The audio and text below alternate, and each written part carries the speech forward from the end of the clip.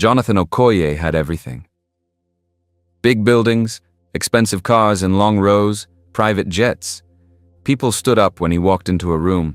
They clapped when he gave a speech. His phone never stopped ringing, rich beyond what most people could imagine. His family owned Okoye Global Industries. People feared him. Some worshipped him. But deep inside, Jonathan was tired. Tired of fake smiles. Tired of women who only loved his money, not his heart. The world called him brilliant, powerful, untouchable. Then came the lonely nights. Every night was quiet. Too quiet. He lived alone in a big mansion with rooms he never entered. The lights were on, but his heart felt dark. His bed was soft, but sleep never came easily. He would lie there, staring at the ceiling, asking himself the same question every night. Does anyone love me for me? Jonathan had dated many women, models, lawyers, influencers. They smiled at his money. They laughed at his jokes, even when they weren't funny.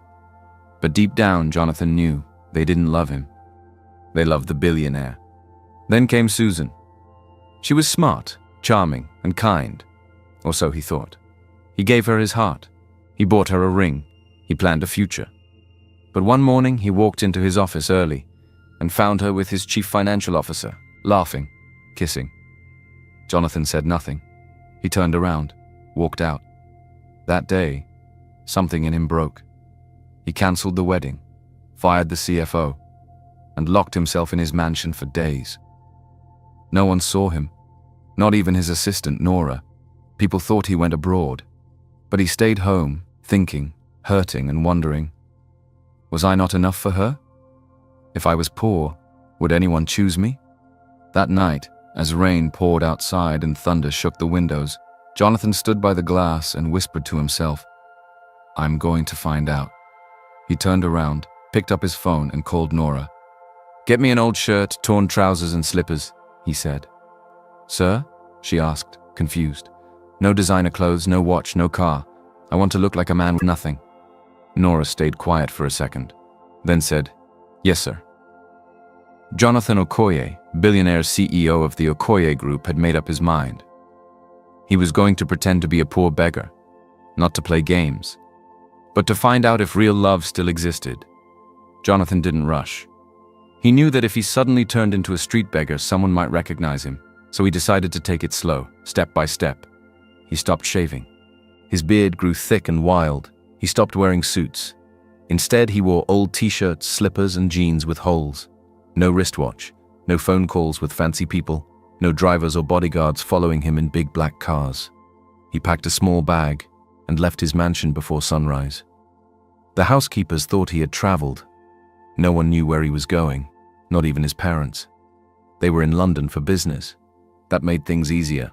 This was his chance. Jonathan found a small room in a run-down part of town. The walls were cracked, the window had no curtain, and the mattress smelled like dust. But he didn't complain. He wanted to live like a man who had nothing. Every day, he walked the streets. He took up small jobs, pushing wheelbarrows at the market, helping carpenters, sometimes washing cars. He got paid in cash, small notes that he folded into his pocket. Nobody knew who he was, and for the first time in years he felt invisible, and strangely, it felt good. At night, Jonathan sat on the edge of his old bed, looking at the torn calendar on the wall, thinking about his life, the real him, hidden behind money and power. This was what he had wanted, a clean slate. He spoke only when necessary. He smiled at people who passed by. Most ignored him. A few nodded, some stared, but no one recognized him. He had always been private, even as a billionaire. He hated spotlight. That worked in his favor now. Back in the city, Nora was working behind the scenes. She trusted Jonathan, even if she didn't understand this plan. She used elite dating apps to arrange blind dates for him. Each woman was told the same story. You're meeting a man who used to have a good life but lost everything in this hard economy. He's now doing manual jobs and trying to start over. None of them knew he was Jonathan Okoye, the billionaire son of Chief Okoye. Jonathan met each woman at cheap restaurants or roadside spots, simple places with plastic chairs and hot food in foil. He always arrived early, sat with his head down, and waited. Of course, Nora had arranged one more thing: discreet security. Jonathan had 2 bodyguards watching from a distance every time. They didn't wear suits or talk in earpieces. They blended into the background. Their eyes were always on him, just in case. Jonathan didn't want trouble. He just wanted the truth. Could anyone love a man with nothing? The test had begun. The first date came on a Thursday evening. Jonathan wore a faded shirt and jeans. His hair was messy. His shoes were dusty from walking all day. He sat outside a small buka that served jollof rice and suya. The sky was turning orange, and the air smelled of spice and smoke. She arrived wearing a bright pink dress, heels that clicked on the concrete, and long nails that sparkled in the sun. Her name was Tina, and she was a fashion influencer with over 100,000 followers on Instagram. She looked around once, saw Jonathan, frowned, then looked around again, like she was hoping this was a mistake. "You're the one?" she asked. Jonathan smiled. "Yes, thank you for coming." She sat down slowly, her face already wrinkled in disgust. "You know, I thought this was a prank," she said, pulling out her phone. "You actually invited me here, like, here? Here?" Jonathan stayed calm. "It's quiet. I like the food." Tina laughed out loud. "I can't do this," she said, grabbing her bag.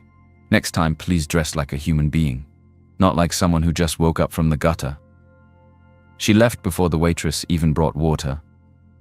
Jonathan sat in silence. He waited a few minutes, paid for everything, and walked home in the dark. The second date was more serious. Her name was Debbie, a lawyer, sharp, confident, smart. She asked good questions, but something felt off. They met at a roadside spot where pepper soup was served in steel bowls. "You said you do manual work?" she asked, not smiling. "Yes." "What kind of work exactly? Daily pay or weekly?" "Depends on the job," Jonathan replied. "What kind of house do you live in now?" Jonathan looked at her. "Small room in a shared building," he said quietly. She nodded, pulling out a notebook. "Ever been married? How many siblings do you have? Where do your parents stay? What did you study? What's your last name again?" She didn't eat. She just kept writing. Jonathan answered politely, carefully hiding the truth. She wasn't there to know him. She was there to calculate if he was a good investment. When the food came, she stood up. "I'll call you," she said. She never did. The third one almost fooled him. Sandra was soft-spoken, polite, even sweet. She smiled a lot. She said she loved humble men, said she had a heart for people who were going through things and hustling hard to make a living. Jonathan thought, maybe this one is different. They talked for hours. She asked about his life, his dreams. She told him stories about growing up poor, how she understood suffering. Jonathan walked her home that night. She held his hand, said she felt something real. The next morning she texted, "Hey love, I didn't want to ask, but I'm in a tough spot.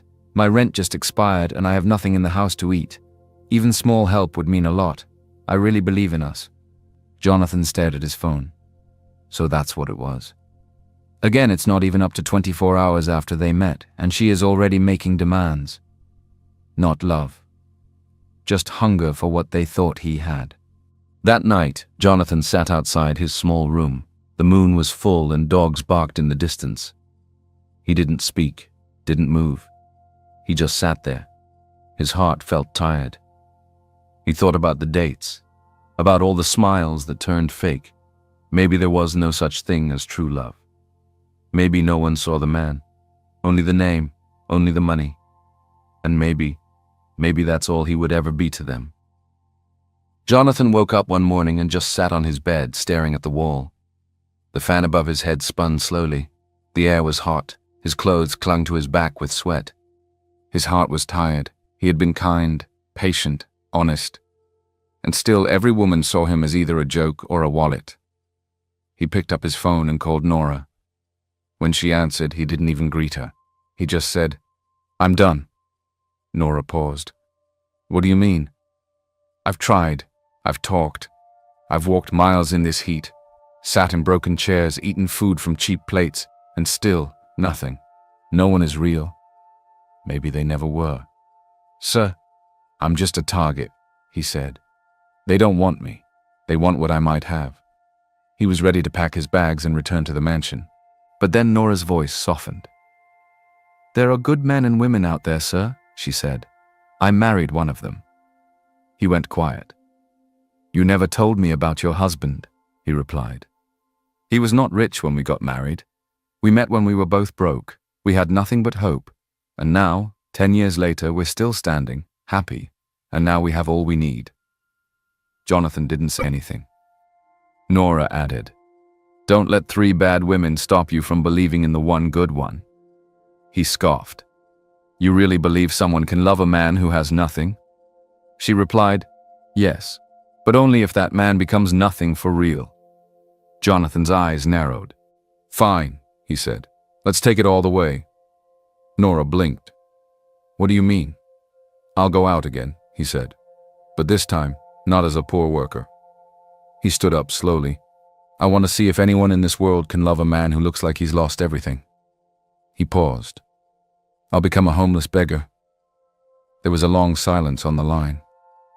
Then, to his surprise, Nora said quietly, "Okay, I'll help." The next day, Nora brought a bag. Inside were torn trousers, 2 ragged shirts, a threadbare hoodie, and a pair of worn-out sandals. There was also an old sack, faded, with tiny holes, like something used to carry garbage. Jonathan put them on. He looked in the mirror. Even he didn't recognize himself. Nora adjusted his collar and whispered, "Don't speak much. Just sit, watch, and listen." Jonathan nodded. Then he reached into a small metal box and pulled out something he had prepared the night before. A folded check. It was signed. Amount, 5 million. He slipped it into the lining of his shirt. "I'll give this," he said, "to the first woman who shows me real kindness. Not because I beg her, but because she chooses to care." Nora swallowed hard. "Good luck," she said. Jonathan took his sack and left. He sat near market gates, bus stops, and busy junctions in the heart of the city. His clothes were dusty, his hair was wild. He didn't speak unless spoken to. People walked past. Some looked at him with pity. Others laughed. Some dropped coins. Most ignored him. Hours passed, then days. The world moved around him like a rushing river. But Jonathan stayed still, waiting, watching, hoping. From dawn till dusk, he changed locations. Sometimes by the roadside, other times at bus parks or market entrances. People passed him every minute. Some whispered, some laughed, some looked through him like he didn't exist.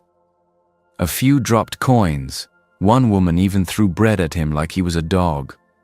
But what broke him the most were the ones who pretended to care. There was one girl, Toke, who stopped beside him, smiled sweetly, and said, "You look like you've been through a lot, poor thing." Jonathan looked up, grateful, pretending like he hadn't eaten that day. "Please," he said softly, "can I have some water or bread?" Toke's smile faded instantly. You want to eat?" She burst into laughter and walked away, calling her friend on the phone. "Guess what? One smelly beggar just asked me for food." Another woman, Kiki, sat beside him, took selfies with him, and told him to smile for the camera. She uploaded the pictures with a caption, "Helping the needy is a vibe. #blessed." Then she left without saying anything. No food, no kindness, just likes and comments. Jonathan began to wonder if the world had completely lost its heart. Maybe Nora was wrong. Maybe kindness was gone. It was on the 5th evening. The clouds were heavy. The sky was dark. Rain had begun to fall. Not soft rain, but sharp, cold drops that slapped the ground and soaked the earth. Jonathan pulled his hoodie tighter.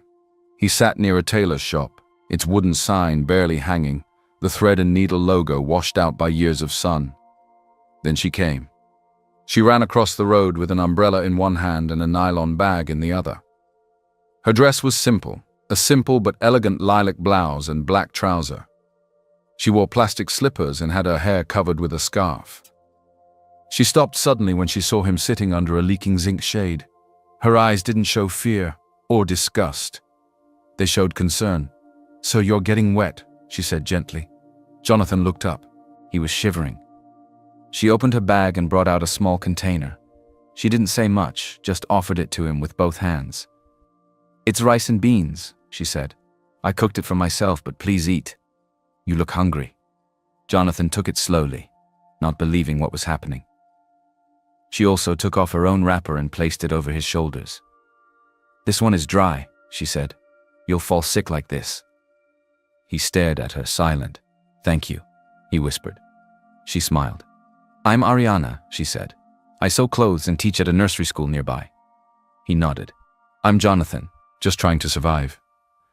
"I can see," she replied softly. "Life is hard these days."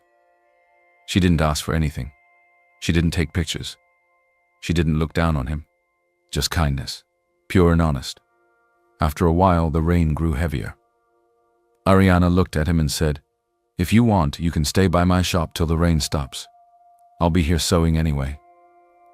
Jonathan swallowed a lump in his throat. "No one has spoken to me kindly in a long time," he said. Ariana smiled again. "Then it's about time someone did." He followed her to the shop, small, wooden, and full of fabric. And for the first time in weeks, Jonathan felt accepted. That night, the rain didn't stop. It kept pouring, beating the roof of Ariana's tiny sewing shop like drumming fingers. Jonathan sat on a small stool near her table, his clothes drying slowly under the warm light of a single bulb. Ariana boiled water in an electric kettle and poured it into a cup of tea. "Drink this. You'll feel better," she said, handing it to him. He took it with both hands. It was the kindest thing anyone had given him in weeks. They sat in silence for a while. Then Jonathan spoke softly. "I'm homeless. Now." Ariana looked at him, surprised but not shocked. He expected pity or judgment, but she simply nodded. "Well, if you don't mind, you can stay here," she said, glancing around her shop. "It's not much, but it's dry and safe." Jonathan blinked. "You'd let me sleep here?" She smiled gently. "Why not? My house is just around the corner. I come here every evening after teaching. I'll bring you food." Jonathan felt something warm in his chest. Not from the tea, from her. He looked around again. The sewing machines, rolls of fabric, empty thread spools. "I can help you," he said. "With your sewing, or errands, anything really." Ariana laughed. "You know how to sew?" "I can learn." And so, days passed. Jonathan helped clean the shop, cut fabrics, carry bags for customers, and deliver finished clothes. In the evenings, he waited for Ariana to return from school, dusty and tired, but always smiling. She'd change into her sewing gown and work until late at night, stitching, measuring, folding. Jonathan watched her closely. She was not just kind. She was fire and grace all at once. A woman who taught children all day and still had the strength to build a business in the evening. One day, as they folded wrappers and laughed at a crooked zipper, Jonathan said jokingly, "You know I'm actually a billionaire, right?" Ariana chuckled, not even looking up. "Well, whether rich or poor, a kind man is still a treasure." Jonathan smiled. He reached into his shirt and brought out the folded check. He placed it on the table. Ariana looked at it, picked it up, and read the numbers slowly. 5 million? She said with raised eyebrows. She looked at Jonathan, then laughed again. "You're funny," she said, folding it and handing it back. "You must be practicing comedy." Jonathan just stared at her, amazed. She didn't even blink. Not once did her eyes show greed. One evening, as they ate roasted yams and groundnut oil outside the shop, Ariana looked quiet. Jonathan noticed. "You okay?" he asked. She nodded slowly. "Just thinking." "About what?" She looked at him, a little shy. "My family." She paused. "My mom has been urging me to bring someone home. There's a celebration this weekend, my mother's 50th birthday. Everyone will be there. Aunties, uncles, cousins, and questions. Questions. You know the kind." She smiled faintly. "When will you marry? Where's your man? Are you sure you're not hiding someone?" Jonathan chuckled. "I know those questions too well." Ariana looked at him, eyes twinkling. "I was wondering, would you come with me? Just pretend to be my fiancé." Jonathan blinked. "Me?" She nodded slowly. "I know it's silly, but I'd rather go with someone I am familiar with rather than lie again or be mocked." Jonathan looked at her. She wasn't joking. She wasn't ashamed of him. In his ragged clothes, dusty slippers, and old hoodie, she was asking him to stand beside her. He smiled, heart pounding softly. "I'd be honored." Ariana and Jonathan traveled to her village early Saturday morning. Jonathan had trimmed his beard just a little and wore a plain button-up shirt with dark trousers. He no longer looked like a beggar, but he didn't wear anything flashy either. Just simple, clean, respectful. As they reached the family compound, loud voices, music, and laughter filled the air. Her mother's birthday party was already in full swing. Plastic chairs were scattered across the yard, steam rising from pots of jollof rice, meat sizzling on grills. They had barely stepped in when her elder sister, Linda, spotted them. She wore a bright green dress, gold jewelry that swung as she walked, and carried herself like a queen. Linda was a bank manager in the big city, and she made sure everyone knew it. She glanced at Jonathan from head to toe. Her nose wrinkled. "This is him?" she said, folding her arms. "Ariana? This is your fiancé?" Ariana smiled, her arm gently linked with Jonathan's. "Yes, Linda. Meet Jonathan." Linda didn't smile. Her eyes scanned his simple shirt, quiet shoes, and calm eyes. "You couldn't find someone more sophisticated?" she asked sarcastically. "Or at least someone who didn't look like he borrowed his clothes from a bus driver?" Jonathan didn't respond. He just nodded respectfully. "Nice to meet you." Linda scoffed.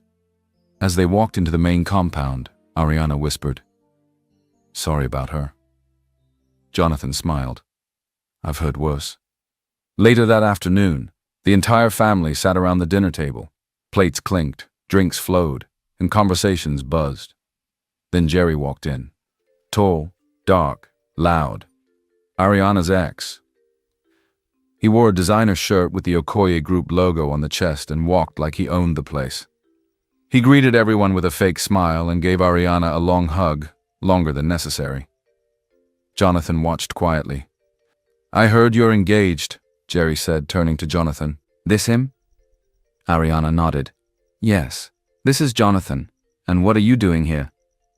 Jerry chuckled, loud enough for the table to hear. "Well, well," he said. "From the look of things, Ariana's taste hasn't improved, and to answer your question, your mom invited me."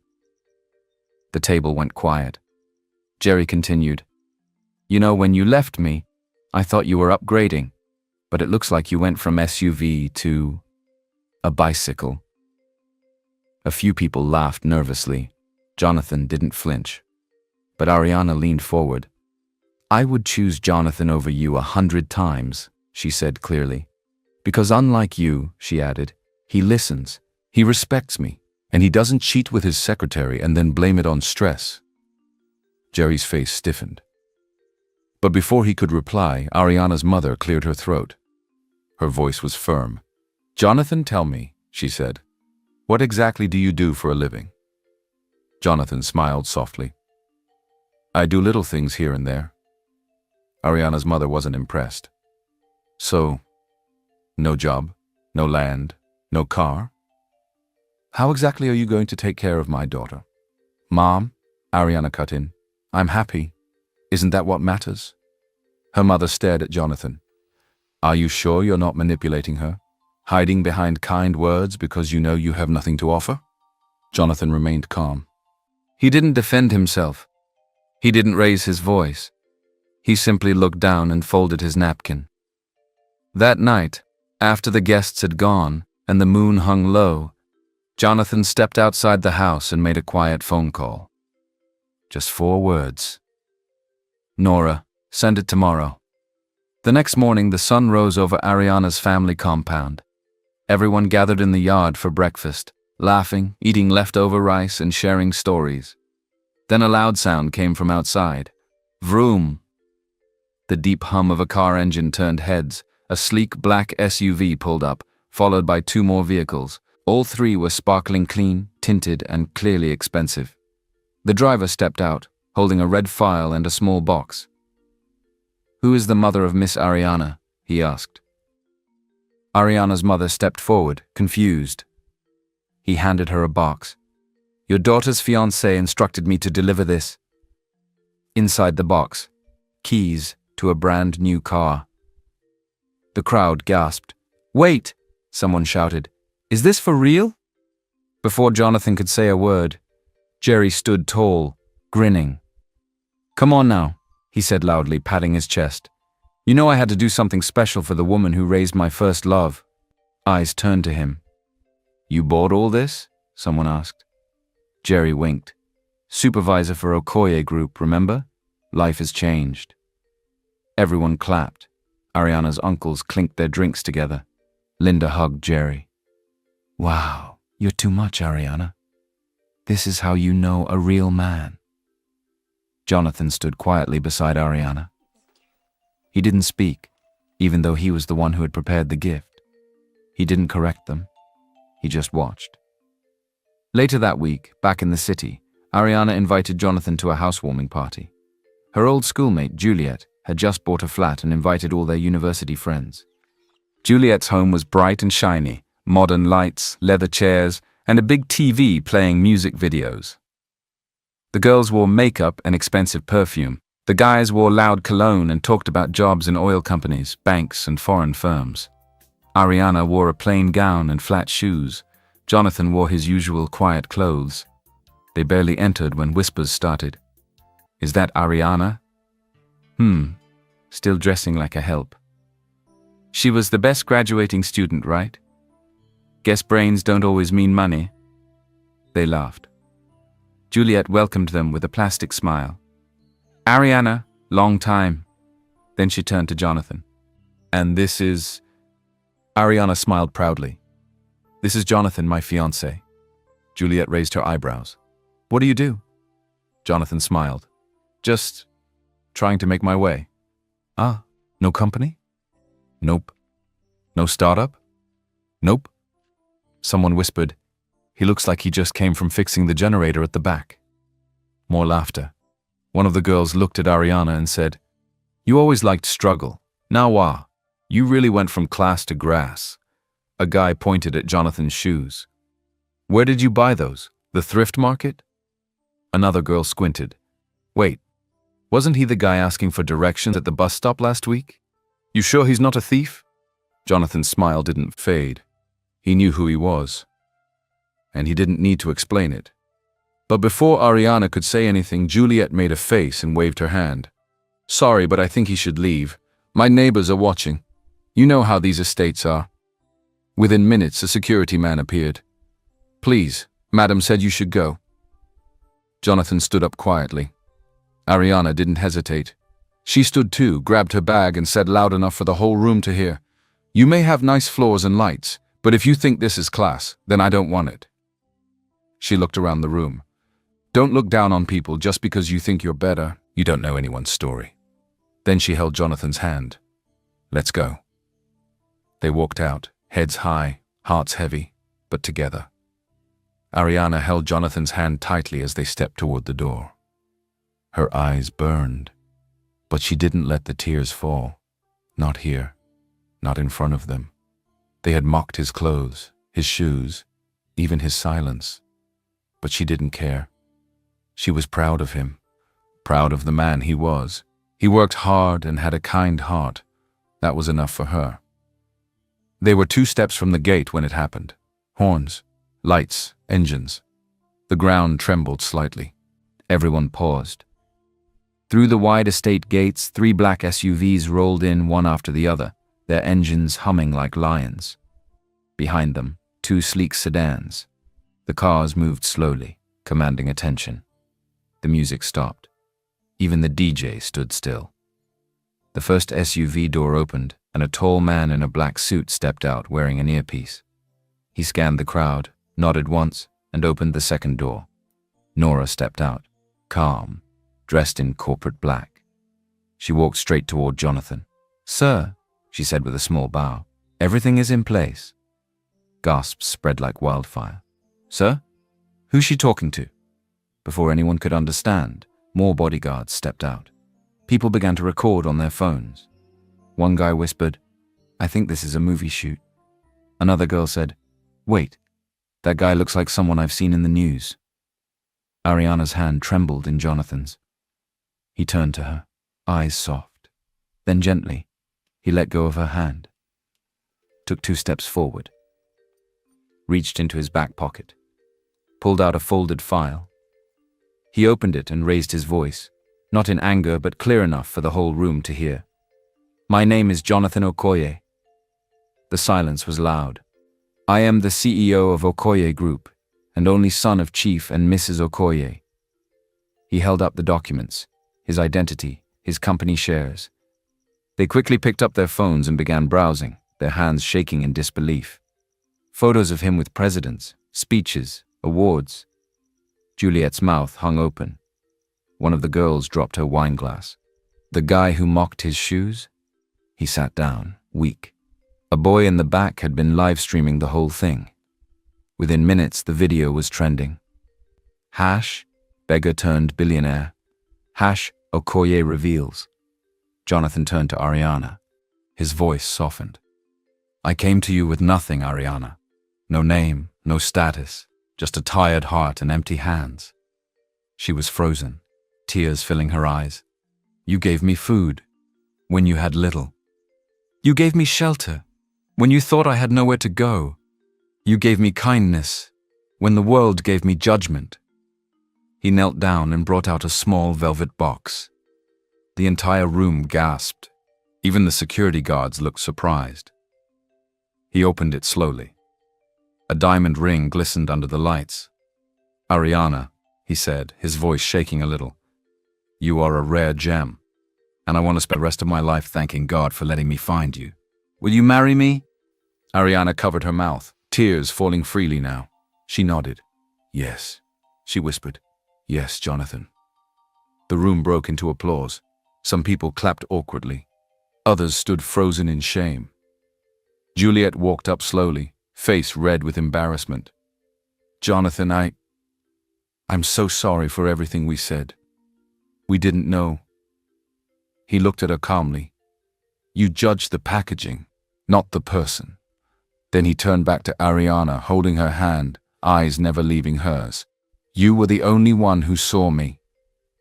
And in that moment, surrounded by silent stares and flashing cameras, Jonathan and Ariana walked away side by side. Not as beggar and teacher, but as soulmates. 2 days after the housewarming drama, Jonathan held a press conference. It wasn't for business. It wasn't for profit. It was personal. Cameras flashed. Microphones pointed forward. Reporters whispered, waiting. Then Jonathan stepped up to the podium, wearing a dark blue suit, calm and confident. Nora stood beside him. He cleared his throat.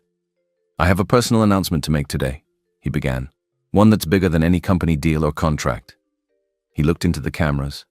I want to publicly introduce the woman who changed my life with a plate of food, a dry wrapper, and the kindest heart I've ever known. He smiled. Her name is Ariana Williams, and she is my fiancée. The press room gasped. Screens lit up across the country. Within minutes, it was everywhere. Blogs, headlines, social media. Okoye CEO engaged to seamstress schoolteacher. From kindness to crown, Ariana and the billionaire. Back in the village, phones started ringing. Ariana's mother sat in silence, reading the news on her small phone, lips pressed together. Linda cried softly in the kitchen, ashamed of her words. Jerry sat on his bed, pale. He knew.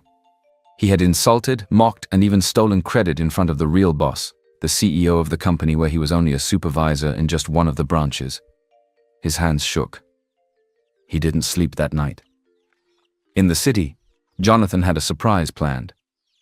He took Ariana to a beautiful house with white walls, golden lights, and flower gardens.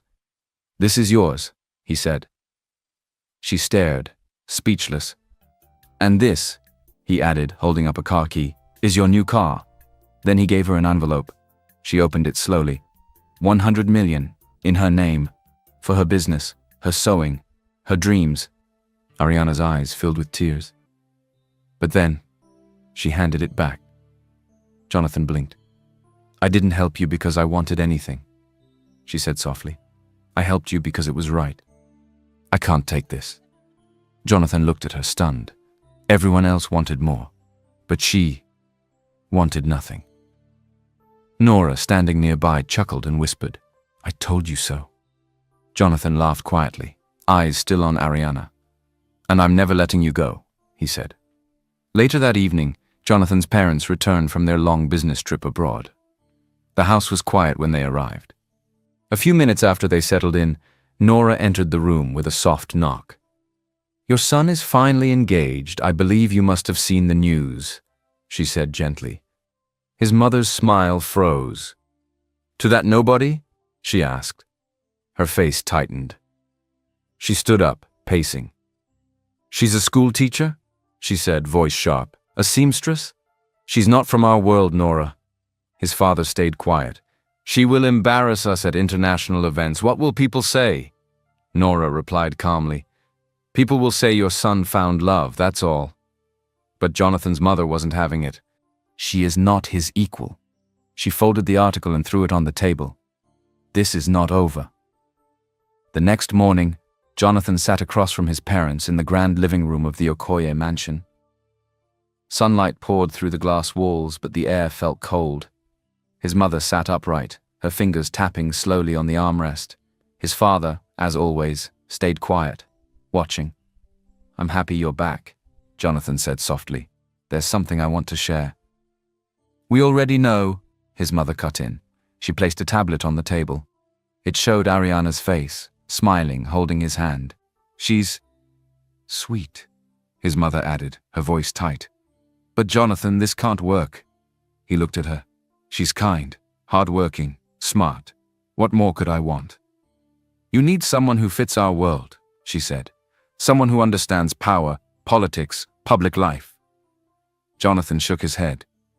"She understands me." His mother stood up and walked slowly to the window. "The Senate President's daughter, Tenny, is single. Her father is ready to give us that highway contract. Billions. Generational wealth.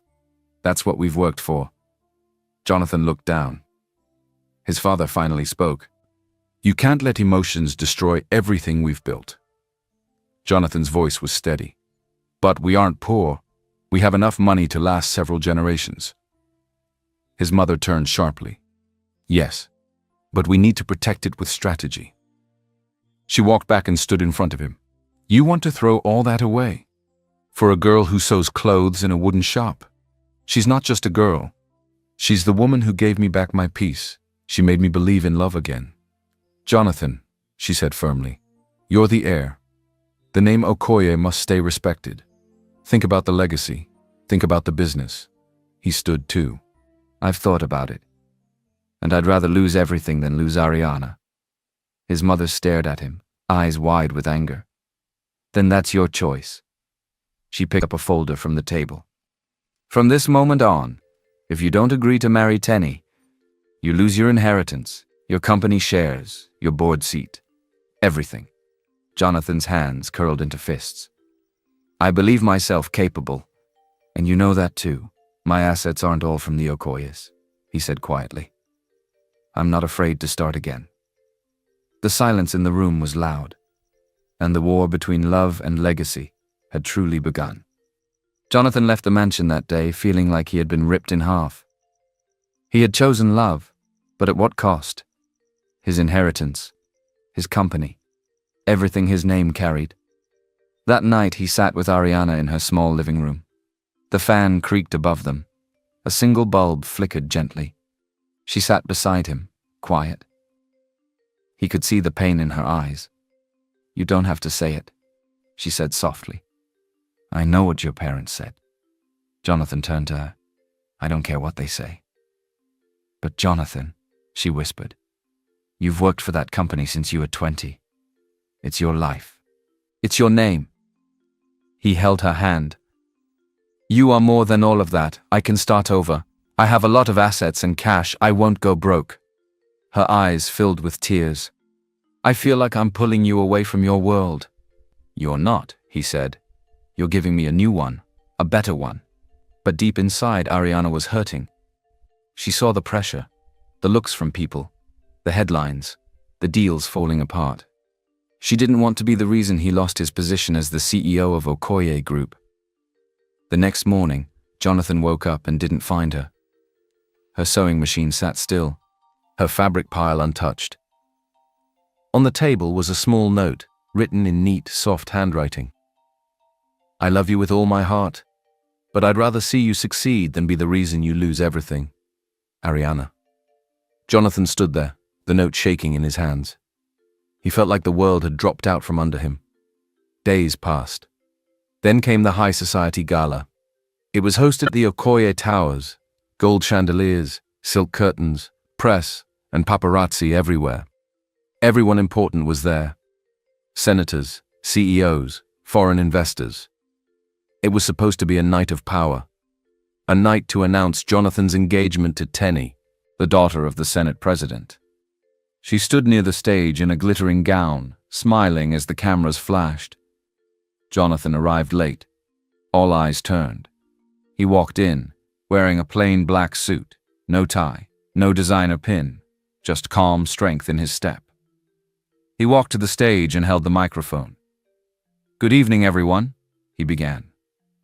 Silence. "I know this night was meant for an announcement, and there is one." People leaned forward. He looked around, then said clearly, "I don't want a queen from politics. I want a queen with a heart, the queen of my heart." A few gasps. Tenny blinked, confused. "My parents gave me an ultimatum." He paused. "I chose love." He looked straight into the crowd, voice steady. "If you can't accept the woman who gave me hope when I was lost, who made me see the good in people, then I'll step down as CEO tonight. If I can't lead with my own heart, then I have no business leading at all." Gasps turned to murmurs. People exchanged stunned glances. He stepped down from the stage, walked out into the night. Head high, heart open. Meanwhile, far away from there, Ariana sat quietly on the edge of her bed, her fingers trembling slightly as she held the small white test strip. 2 pink lines. She stared at them again. And again. Tears rolled down her cheeks, silent, soft, not from fear, but from the weight of love and confusion sitting heavy in her heart. She was pregnant. It had been 2 weeks since she left Jonathan. She hadn't picked his calls, hadn't opened his messages. She had changed towns, moved in with an old friend, and started teaching at a small community school. Every day she told herself, "It's better this way. He has enough pressure. He deserves to fly without worrying about me. I'll raise this child alone, quietly, with love." She rubbed her belly gently, whispering, "You're not alone, okay? Mommy's here." But some nights she held her pillow and cried silently, because she missed him so deeply. Meanwhile, Jonathan was restless. He had searched every corner of the city, called every number, checked every neighborhood where she might be, but no one had heard from her. He stood outside her old sewing shop one evening, the lights off, the air still. He whispered, "Where are you, Ariana?" He had given up everything, but without her, even freedom felt empty. One quiet afternoon, Jonathan's mother was at a charity event in a small town. She had decided to escape the noise after the gala disaster, where Jonathan walked away from his legacy.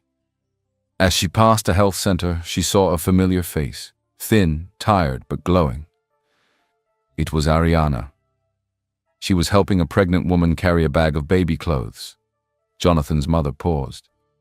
She watched Ariana from a distance, how she smiled softly, held the woman's hand, wiped her tears.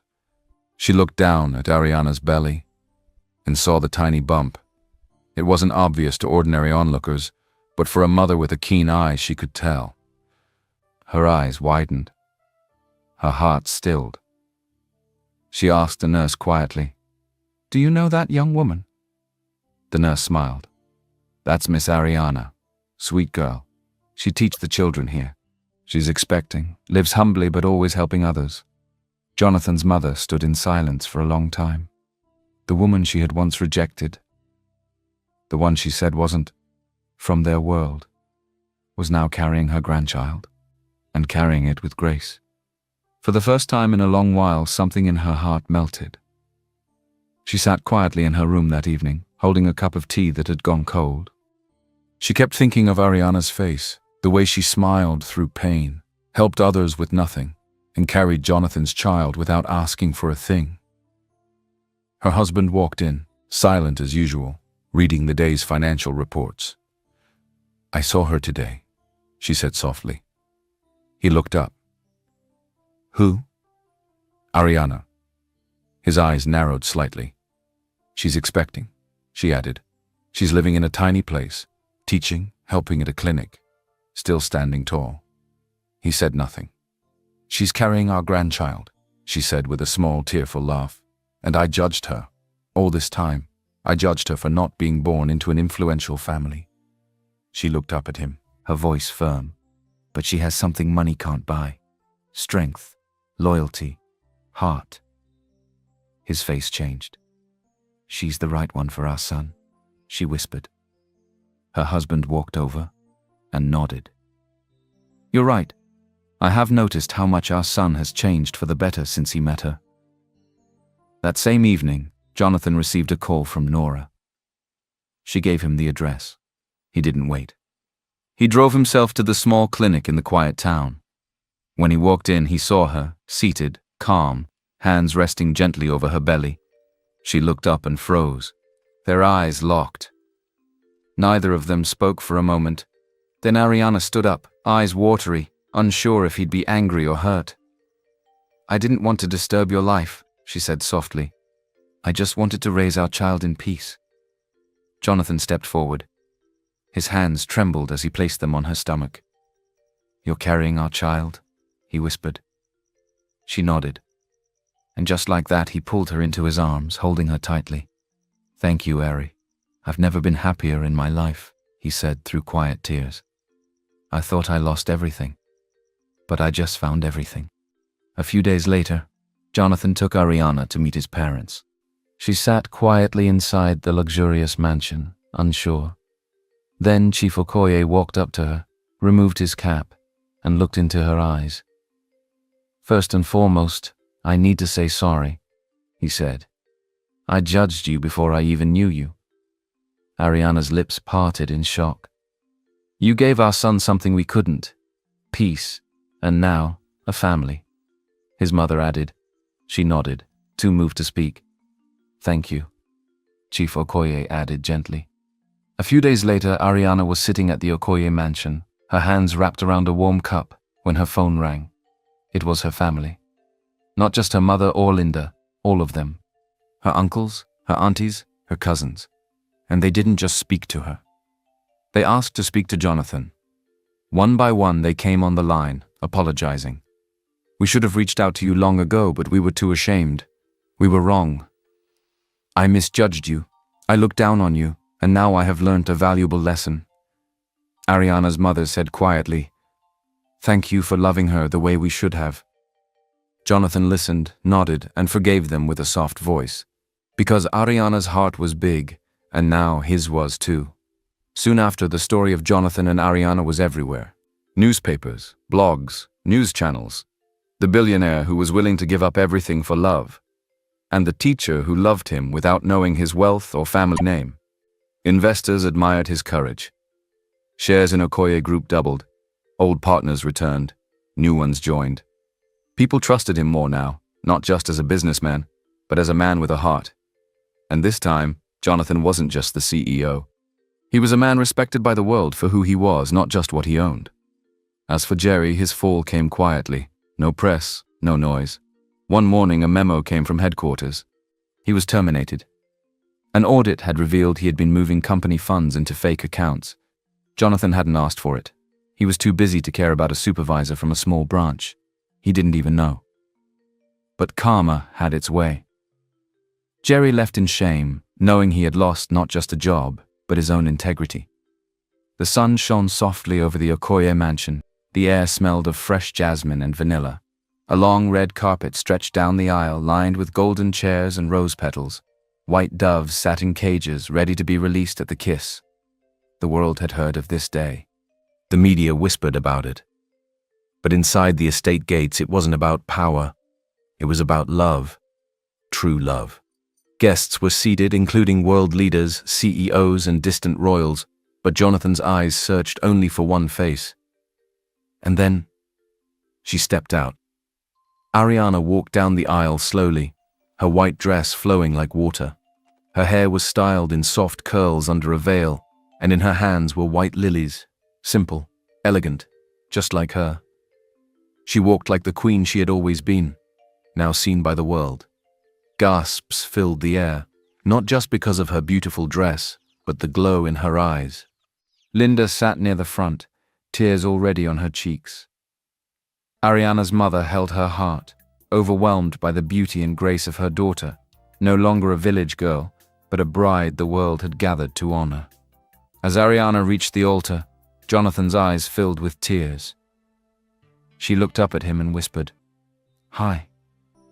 He whispered back, "You're breathtaking." The priest smiled gently and asked them to share their vows. Jonathan took her hand.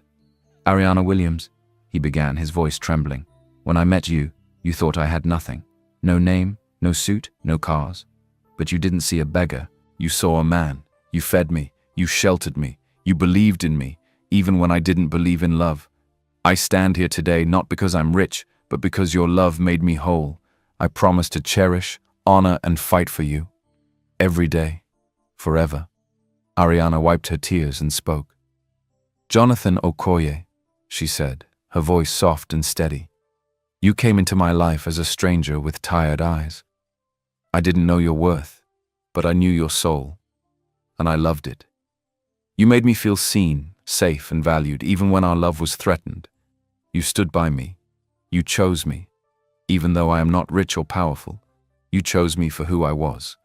I promise to walk beside you in riches and in storms, in silence and in celebration. You're my safe place, my home.